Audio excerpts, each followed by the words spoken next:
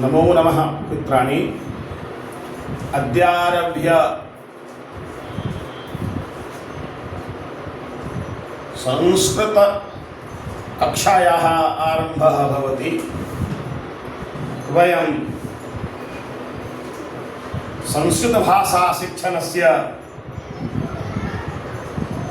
विषये चिन्तनं कुर्मः। केषाञ्चित् जनानां विचारः आसीत् संस्कृतेन एव भाषाशिक्षणं भवेत्। अहं तु तं विषयम् अङ्गीकरोमि, परञ्च कोमलमति छात्राणां मस्तिष्के प्रायः क्षेत्रीयभाषायाः अपि प्रभावः भवति।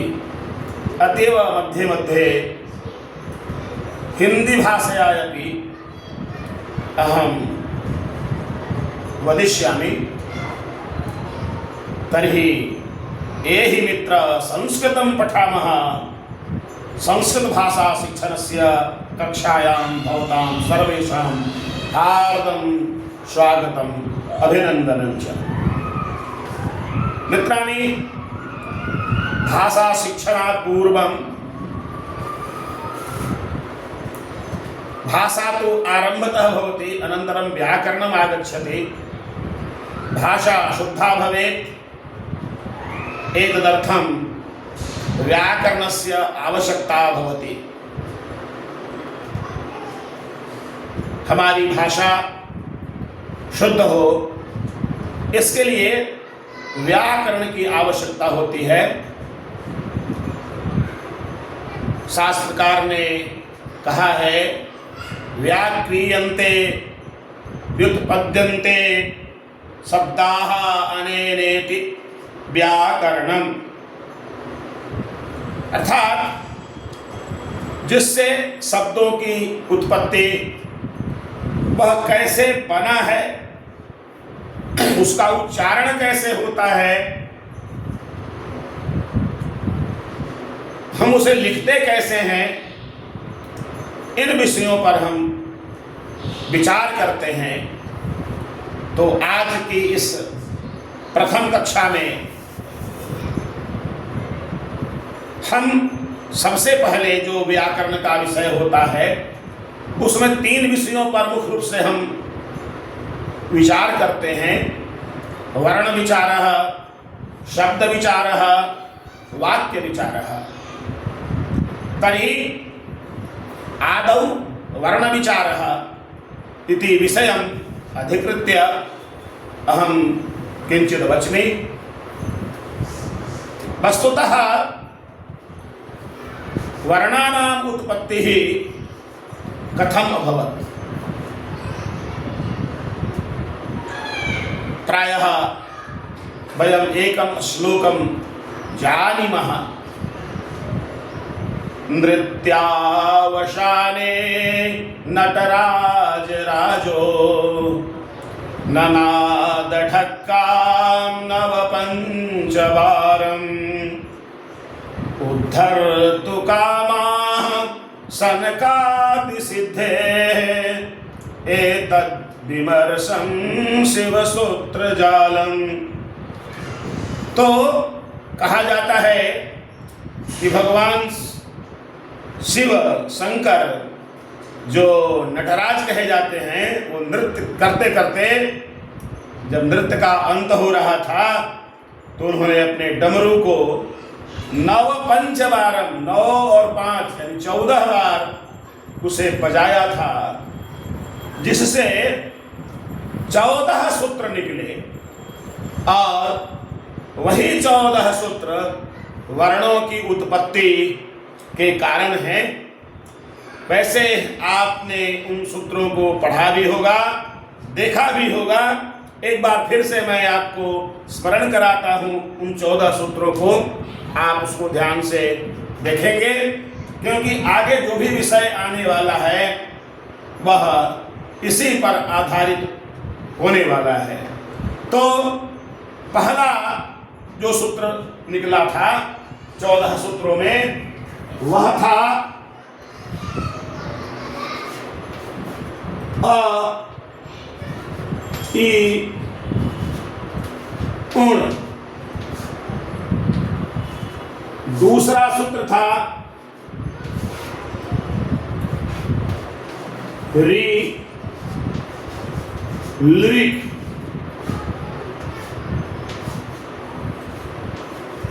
तीसरा सूत्र था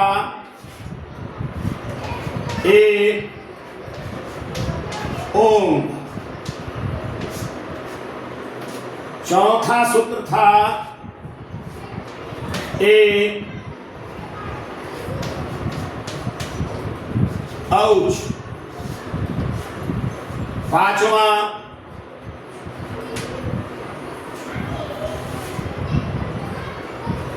ह या व र ट हयवरट।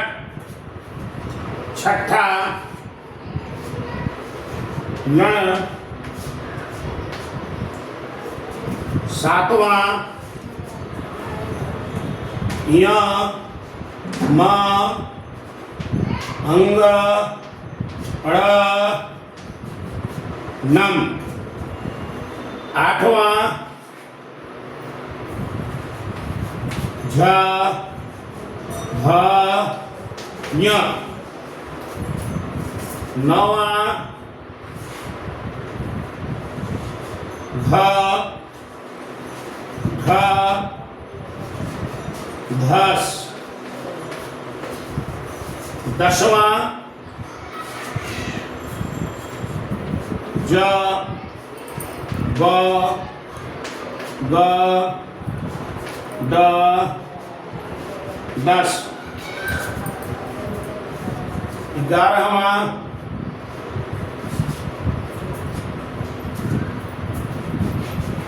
ख फ छ ठ थ च ट थ व। 12वां क पै। 13वां श स श सर। और 14वां सूत्र हल। ये भगवान शिव के डमरू से निकले हुए 14 सूत्र हैं। और आप देखेंगे कि इन सूत्रों में केवल वर्णों का प्रयोग है। वैसे वर्ण और अक्षर बहुत सूक्ष्म, इसमें थोड़ा सा भेद है। जो ध्वनि हम सुनते हैं, आप जिस ध्वनि को सुन रहे हैं, उस ध्वनि का नाश नहीं होता है, इसलिए उसे हम अक्षर कहते हैं। जिसका क्षर नहीं हो उसे अक्षर कहते हैं।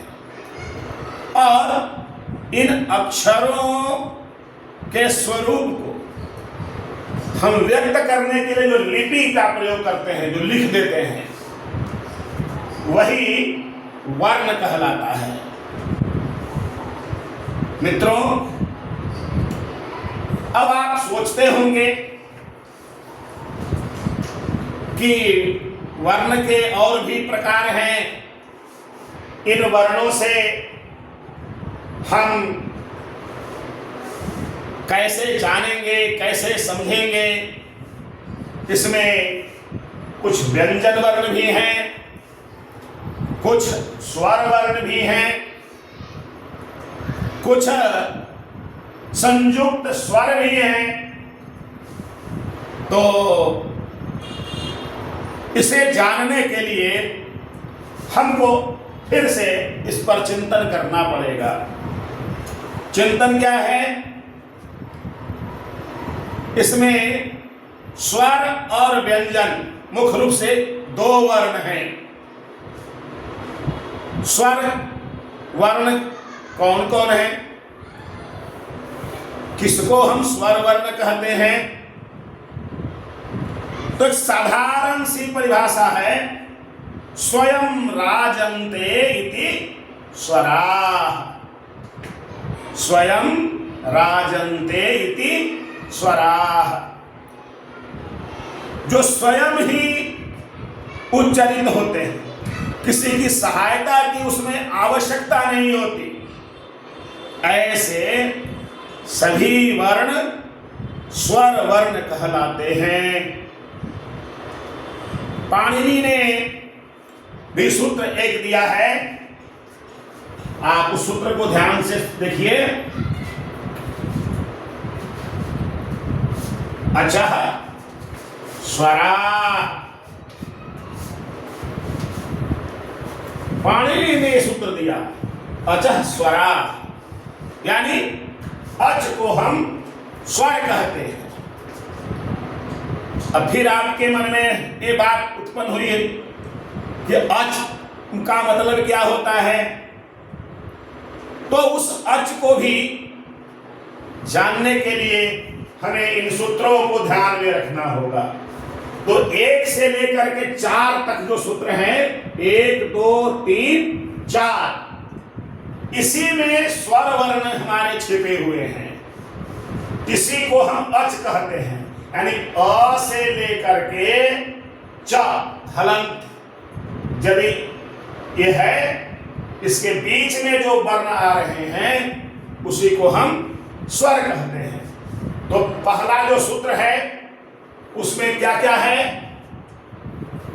अ ई उ, अड़ा जो हलंत है वह प्राणहीन है, उसकी गणना हम इसमें नहीं करते हैं। हलंत जितने भी वर्ण हैं उसकी गणना नहीं होती है। दूसरा सूत्र में है री लृ, तीसरा में है ए ओ, और चौथा में है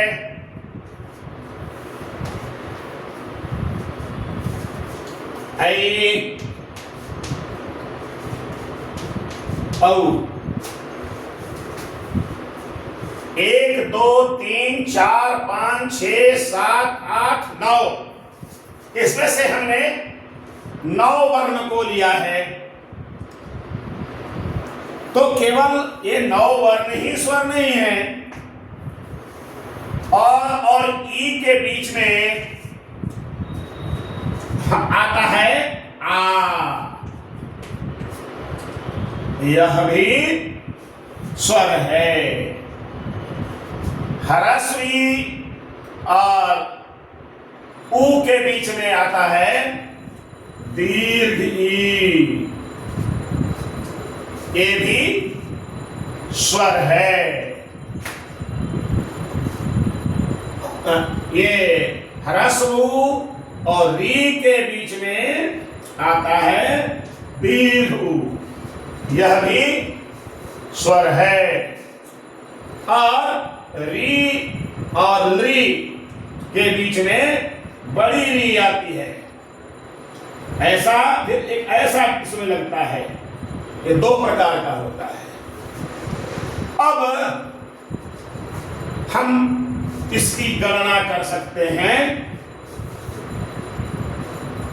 1 2 3 4 5 6 7 8 9 10 11 12 13, तो एक कुल स्वरों की जो संख्या है वह 13 है।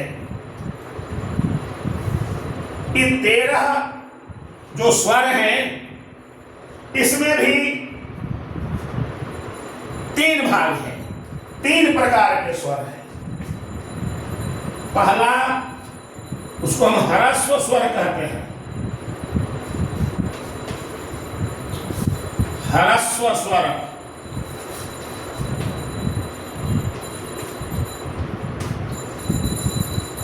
तो पहले से ह्रस्व में क्या क्या है,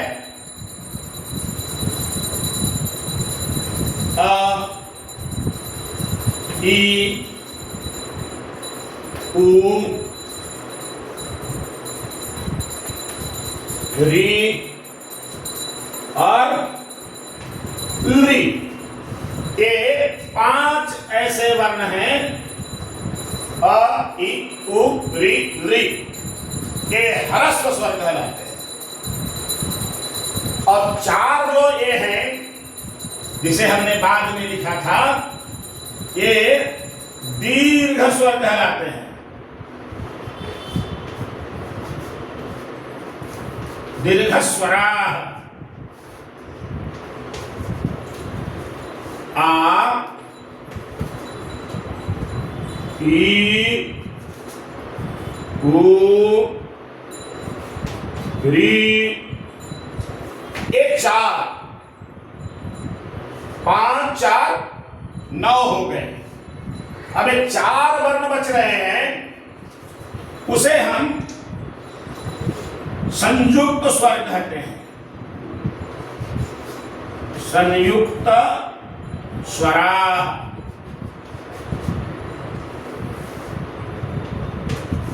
कैसे? तो ए है, ए कैसे बना? यहां 2 स्वर मिलते हैं। कौन कौन? तो अ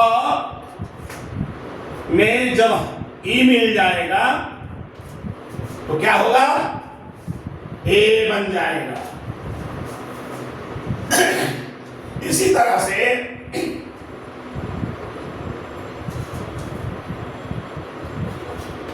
अ में जब ए मिलेगा तो आई बन जाएगा। अ में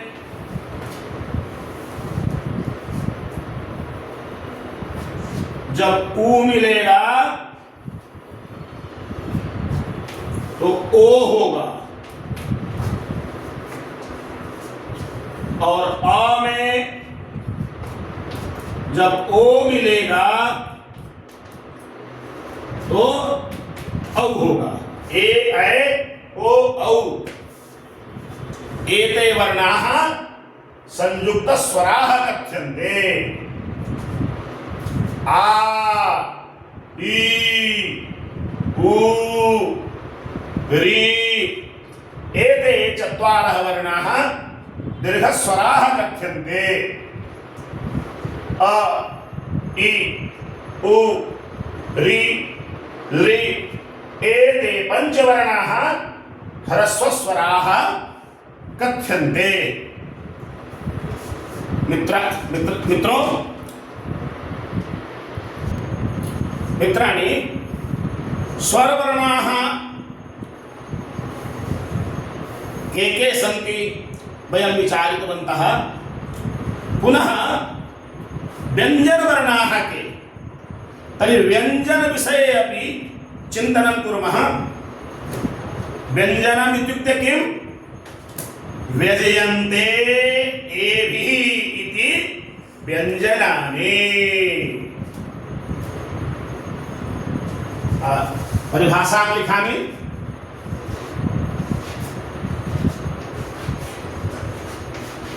व्यज्यन्ते एभिः रीति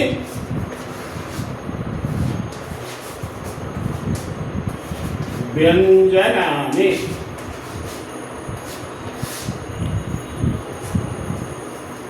अर्थात एभिः स्वरैः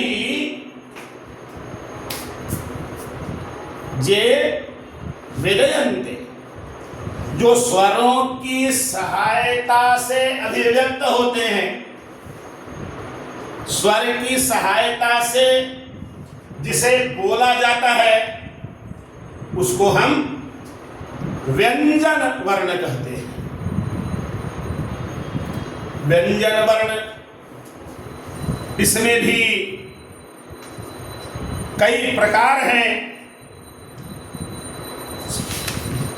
कुल जो हमारे मुख 33 जो वर्ण व्यंजन में कहे जाते हैं, उनको भी हम कई वर्गों में बांटते हैं। वह स्पर्श व्यंजन, ऊष्म व्यंजन, अंतस्थ व्यंजन, मृदु व्यंजन और परुष व्यंजन, ये सारे जो भेद हैं, हमारी संस्कृत सुबोधिनी जो व्याकरण की पुस्तक है, आप उसमें विस्तार से देख सकते हैं, पढ़ सकते हैं, अभ्यास कर सकते हैं। तो हम व्यंजन वर्ण में सबसे पहले स्पर्श व्यंजन पर चलते हैं। जो स्पर्श व्यंजन हैं, उनके भी 5 भाग हैं। पाणिनि ने उसकी भी व्यवस्था की है और वे वर्ण भी उसी 14 सूत्रों से लिए गए हैं। जो पाणिनि के 14 सूत्र हैं, उसी से लिए गए हैं। और पाणिनि ने जब इसे व्यवस्थित किया इन वर्णों को, तो उन्होंने सूत्र लिखा, कु, जो, तो, को, जो, तो, को, एते उदितः।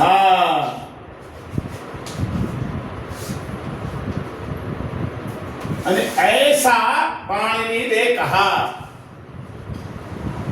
अब आपको विस्तार से समझिए। कु, इसका मतलब क्या होता है और चू का मतलब क्या होता है, टू का मतलब क्या है, तू का मतलब क्या है और कु का मतलब क्या है। तो कु एक कवर्ग कहलाता है। कु का मतलब है कवर्ग। इस कवर्ग में कौन कौन से वर्ण आएंगे? क, ख, ग, घ, अंग, ये 5 वर्ण आएंगे। इसी तरह चू का मतलब च वर्ग,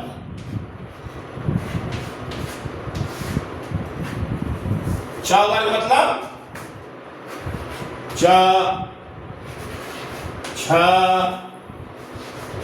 ज, झ,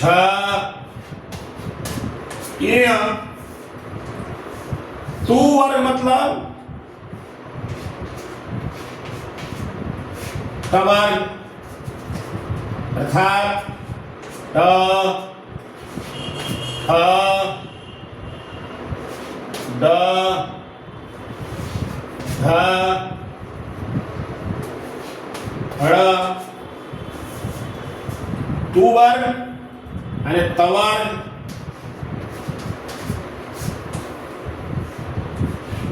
त, थ, द, ध, न। पवर्ग पु अर्थात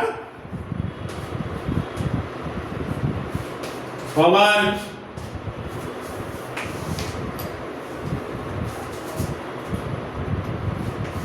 प, फ, ब,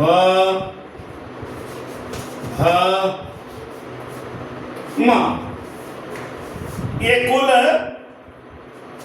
वर्णों की जो संख्या है वह 25 है। कवर्ग, चवर्ग, टवर्ग, तवर्ग और पवर्ग मिलाकर के कुल 25 वर्ण हैं। ये सभी वर्ण क्या कहलाते हैं? स्पर्श वर्ण।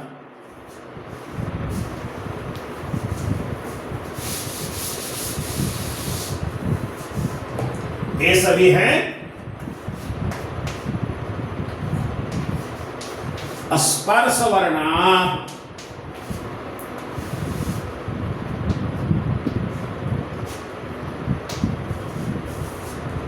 तो स्पर्श वर्णों की कुल संख्या हो गई कितनी? 25। पहले से भी आपको ध्यान में होगा। तो इन स्पर्श वर्णों के बारे में हम चिंता कर लेंगे। इसके बाद दूसरा जो वर्ण है वह है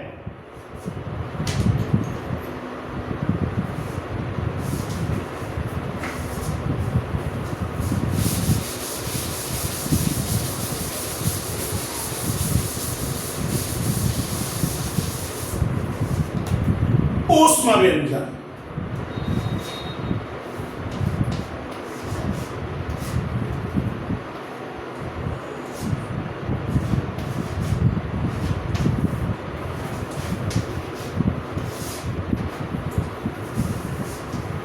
ऊष्म व्यंजन इनकी संख्या कितनी है? 4। कौन कौन? य, र, ल,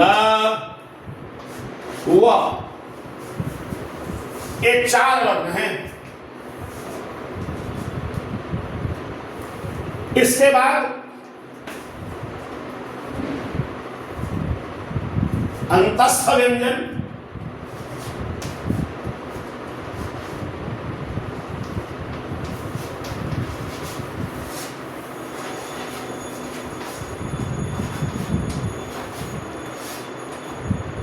ये भी 4 हैं। श, श, र,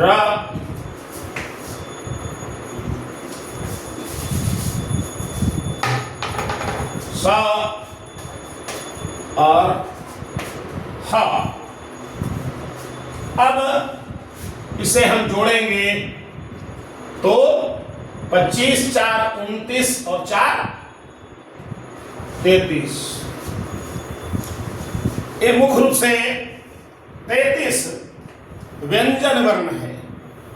अब इन्हीं व्यंजन वर्णों में कुछ संयुक्त भी हैं।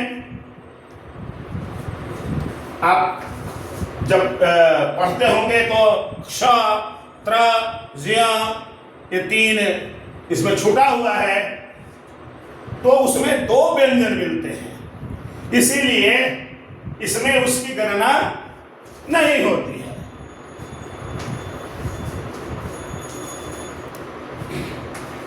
श, त्र और य, ये संयुक्त व्यंजन है। क्या है इसमें मिला हुआ? तो आधा क और पूरा मूर्धन्य श, त्र, आधा त पूरा र, ज्य, आधा ज और पूरा य।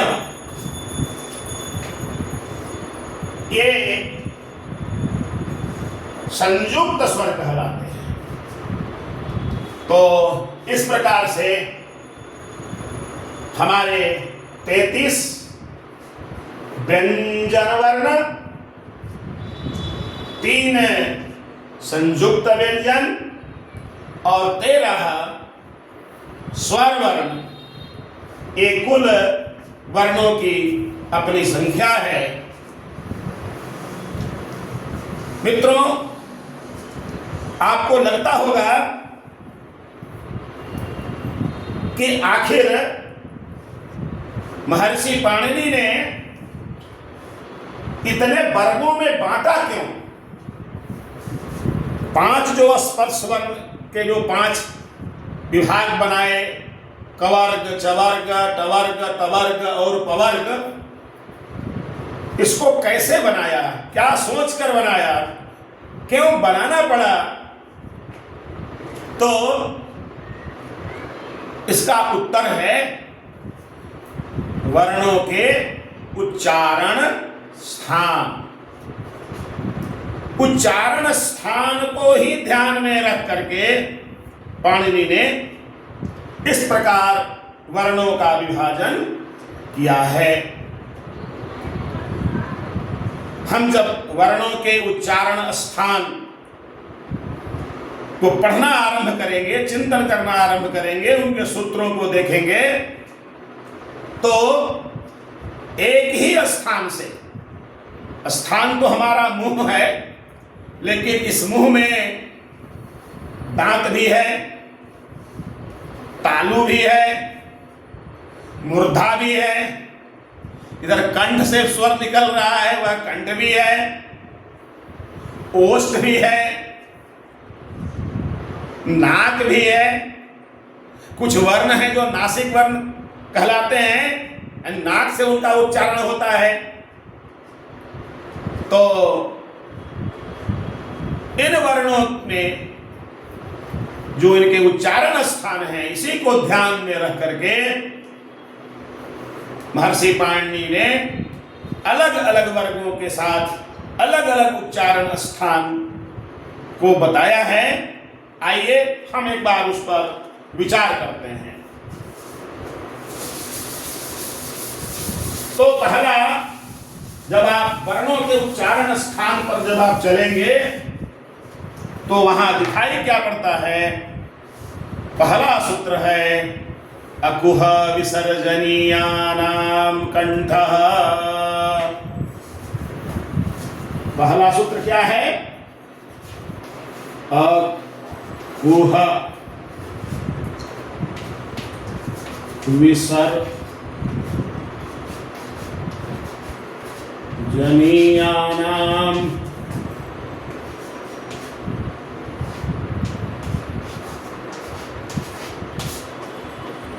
अकुह विसर्जनीयानाम कंठः। एक सूत्र बता दिया। अब इस सूत्र से आपको देखना है, इसको अलग करना है। क्या है, क्या अलग करेंगे भाई? तो इन वर्णों का उच्चारण स्थान कंठ है, यानी कंठ से हम बोलते हैं। कौन कौन से वर्ण? अ, क, ख,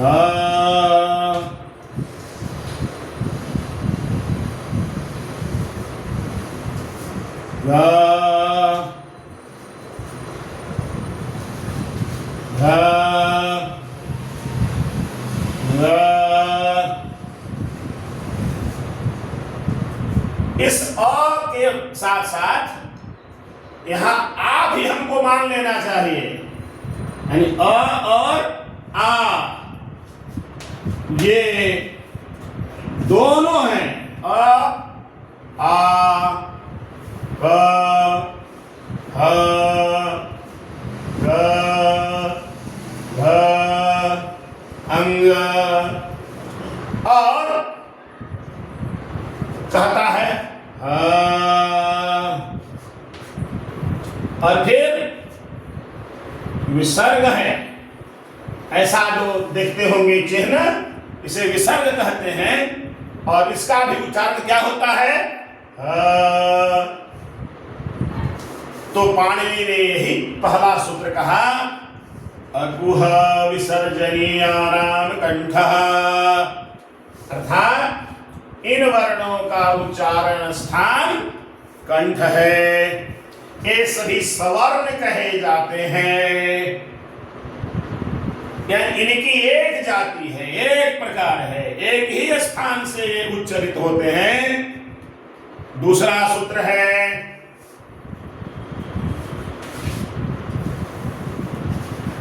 इचु यशानाम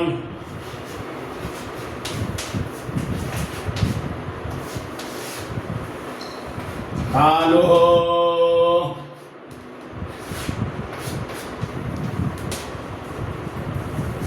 अर्थात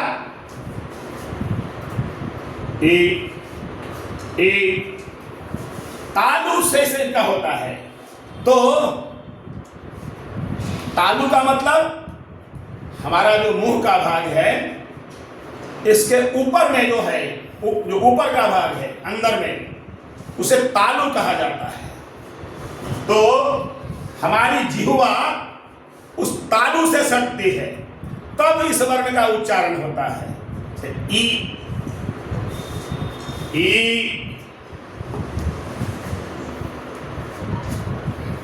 ज्या छा जा झा इया।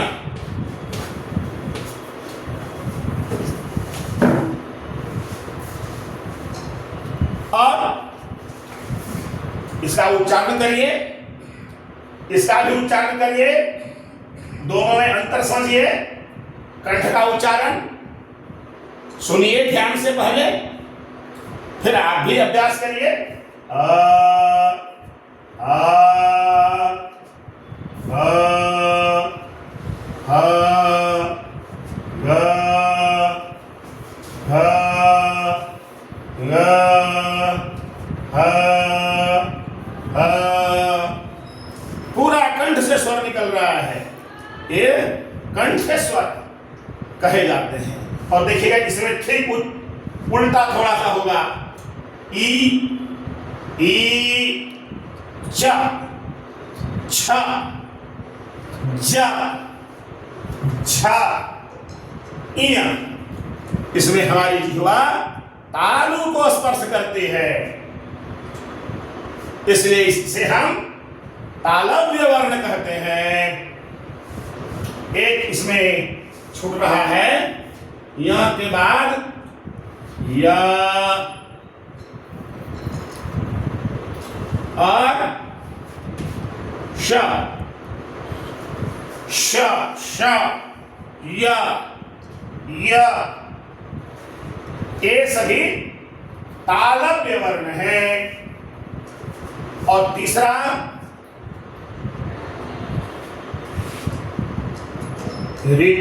ऋतुर्षाणामूर्धा रि तु र षाणाम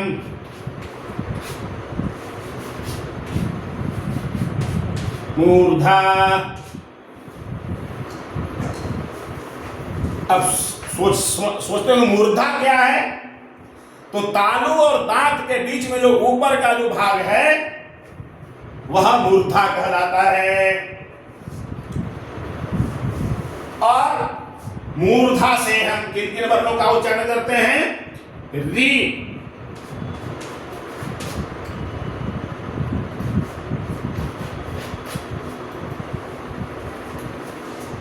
टा, ठा, डा, ढा, रा, रा, शा।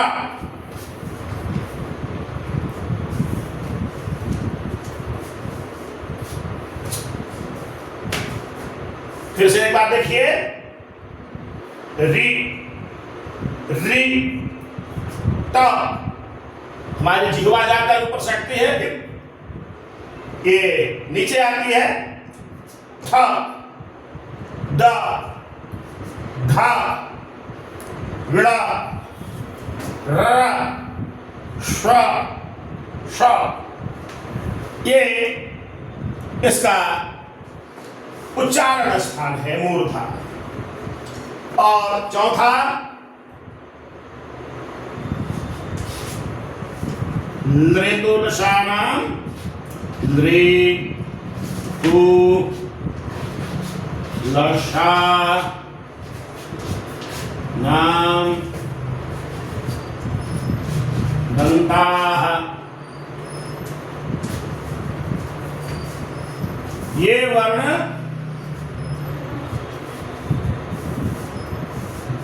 हमारी जिह्वा दांत में लगती है, तब जाकर के इसका उच्चारण होता है। जैसे लरी, लरी आप उच्चारण करते भी करिए, या देखिए आपकी जिह्वा दांत से लग रही है कि नहीं। लरी, ता, था, दा, धा, ना, ला, सा। तो इन वर्णों का उच्चारण स्थान दंत है।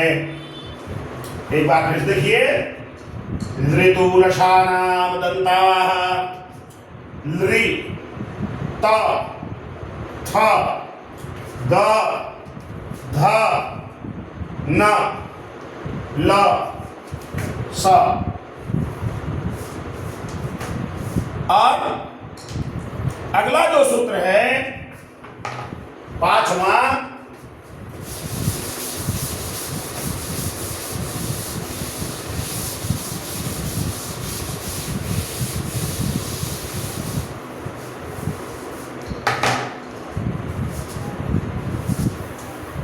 पांचवा सूत्र है उ, उ, पद्य मानियानाम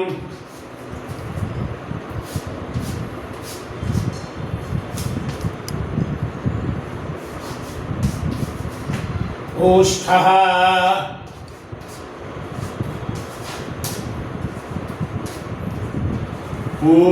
पद्यमानियानाम ओष्ठः। तो इससे क्या क्या है? ऊ, ओठ से उच्चारण होता है। इन वर्णों का उच्चारण स्थान ओठ है। ऊ, ऊ, पा, फा, बा, भा, मा।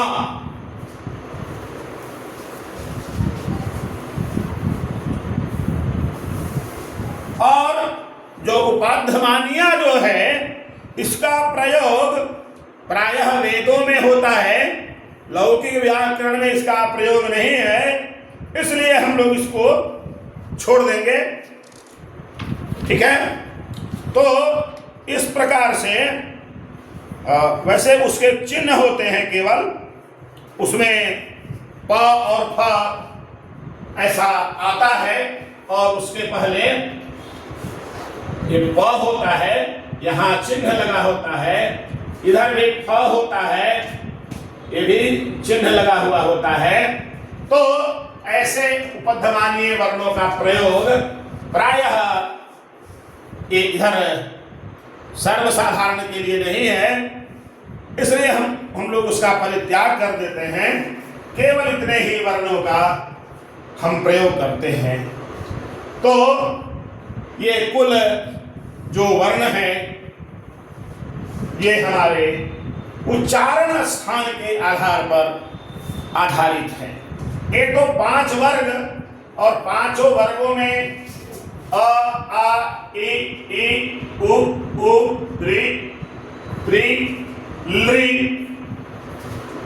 हमने केवल इतने वर्णों का उपयोग किया। और आगे भी जो ए, ऐ, ओ, औ ये बच गए, तो उनके लिए भी उच्चारण स्थान है। कभी कभी जो पंचमाक्षर है, उन पंचमाक्षरों के लिए भी पाणिनि ने कहा कि इसको भी हम लोग नासिका से बोल सकते हैं, बोलते हैं। तो एक बार उसमें भी हम देखेंगे।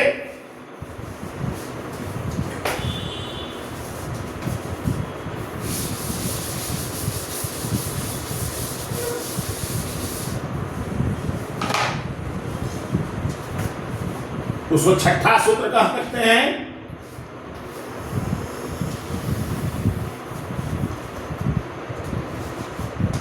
ए दयितो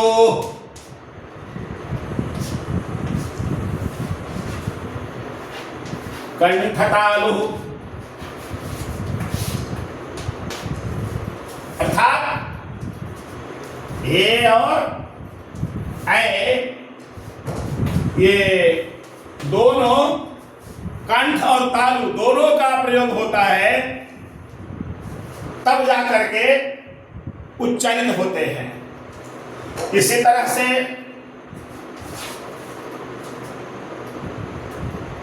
ओ दौतो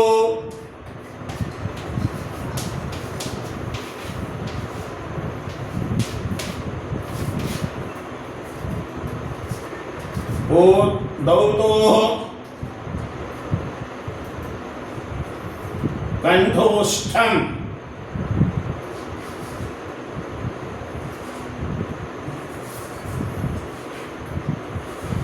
कंठोष्ठम, ओ औ, ये दो वर्ण हैं जो स्वर वर्ण के संयुक्त स्वर में आते हैं, इनका उच्चारण जो है कंठोष्ठ है, कंठतालु और कंठोष्ठ है। एक आठवां जो सूत्र है उनका वकारस्य दंतोष्ठम,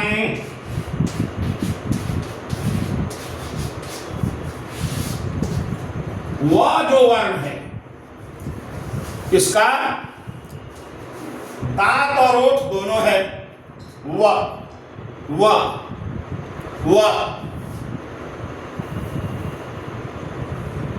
और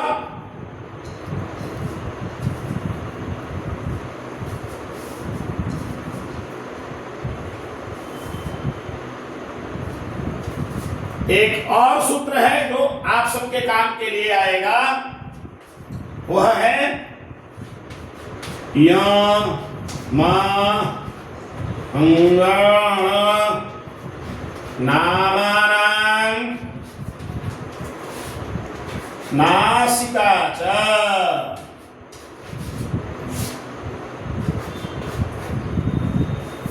नासिका च का मतलब है कि अपने अपने वर्ग में भी होते हैं और या मा ना इनका उच्चारण नाक से भी होता है। तो इतनी जानकारी यदि हम रख लेते हैं, अनुस्वार का भी आप स्वयं प्रयोग सुना होगा, तो 10वां में उसको भी लिख सकते हैं, नासिकानुस्वारस्य, नासिका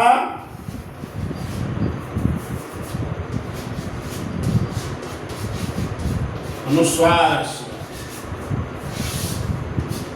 यानी अनुस्वार क्या है, तो कभी कभी ये ऊपर में जो बिंदु लग जाते हैं वह अनुस्वार है, तो इसका उच्चारण स्थान नासिका है। मित्रों, हमने आज वर्ण विचार करते समय वर्णों के स्वरूप पर चिंतन किया, वर्णों के उच्चारण स्थान पर चिंतन किया, वर्ण के जो पूरा भेद हैं उस पर चिंतन किया। आगे अगली कक्षा में हम इससे संबंधित कुछ जो विशेष बातें हैं उसको बताते हुए विषय को आगे बढ़ाएंगे। आप सबसे निवेदन होगा, अनुरोध होगा कि आप जो विद्यार्थी हैं, खासकर 6ठी, 7वीं, 8वीं कक्षा में अभी नए नए प्रवेश लिए होंगे, नीचे की भी जो कक्षा है, चतुर्थी की है, पंचमी की है, उन्हें भी इन विषयों की जानकारी होनी चाहिए। उनका वेश नीचे से ही मजबूत होना चाहिए। इसलिए उन छात्रों के समूह में भी आप इसे प्रेषित करें, पोस्ट करें, डालें। हमारे YouTube चैनल पर अब यह व्याकरण शिक्षण भी आता रहेगा। आगे अभी NCERT ने जो 6ठी, 7वीं और 8वीं कक्षा के लिए अलग से दीपकम नाम की नई पुस्तक निकाली है, उन पुस्तकों में भी बहुत से ऐसे विषय हैं जो समझने की आवश्यकता है।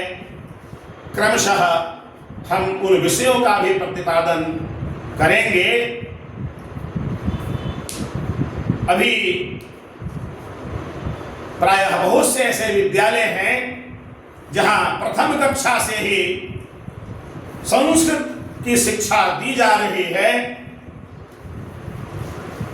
और कुछ ऐसे विद्यालय हैं जहां 6वीं कक्षा से संस्कृत का अध्ययन अध्यापन होता है। सबको ध्यान में रख करके विचार करते हुए आज से व्याकरण की कक्षा हमने आरंभ की है। आगे अनुवाद हम कैसे करें, उन सारे विषयों पर भी हम चर्चा वार्ता करेंगे। आप स्वयं भी इसे देखिए, दूसरों के लिए प्रेषित करिए, ताकि लोग इससे लाभान्वित हों। और मैं जो बच्चों के लिए यह परिश्रम कर रहा हूं, क्योंकि मेरे जीवन का भी ध्येय ही है, संकल्प लिया है, पठामि संस्कृतम नित्यम वदामि संस्कृतम सदा ध्यायामि संस्कृतम सम्यक वंदे संस्कृत मातरम, वंदे संस्कृत मातरम। संस्कृत माता की सेवा में ही अपने आप को लगाए रखना है। इसलिए हमने यह प्रयास आरंभ किया है। वैसे YouTube चैनल पर हमारे बहुत सारे सुभाषित और कई प्रकार के स्तोत्र भी आप सुन रहे हैं, आगे भी आप सुनेंगे। बस आज के लिए इतना ही। आप सबको बहुत बहुत धन्यवाद। नमस्कार, नमो नमः।